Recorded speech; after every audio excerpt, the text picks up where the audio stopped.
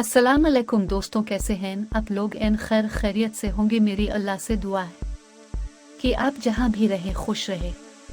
तो दोस्तों, काफ़ी अफराद को कंप्यूटर सीखने का इतना ज़्यादा शौक होगा जितना कि मुझे था। जी हाँ दोस्तों, मैं आप लोगों के लिए लेकर आया हूँ कंप्यूटर के बारे में मालूमात। अब सबको बहुत ज़्यादा समझ में आएगा। बहरहाल मैं थोड़ा सा बता देता हूँ। किसी भी शख्स के पास इस वक्त तक कंप्यूटर फजूल है जब तक कि इसे कंप्यूटर के मुतालिक पूरा मालूमात ना हो।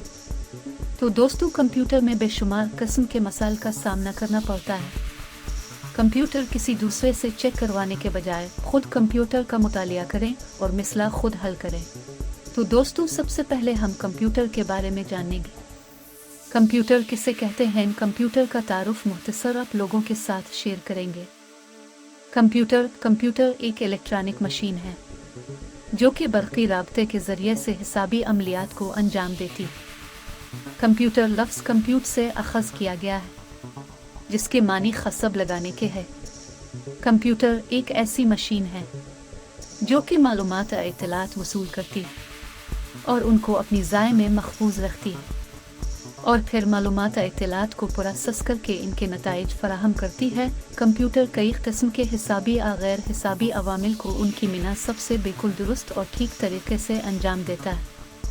इसके अलावा हम कंप्यूटर के ज़रूरी हिस्सों के बारे में जानेंगे। मैं आप लोगों को अपने स्क्रीन पर शो करता हूँ, आप लोग इसके बारे में ज़रूर जानते होंगे। कंप्यूटर के ये 4 ज़रूरी हिस्से हैं: CPU, मॉनिटर, कीबोर्ड, माउस।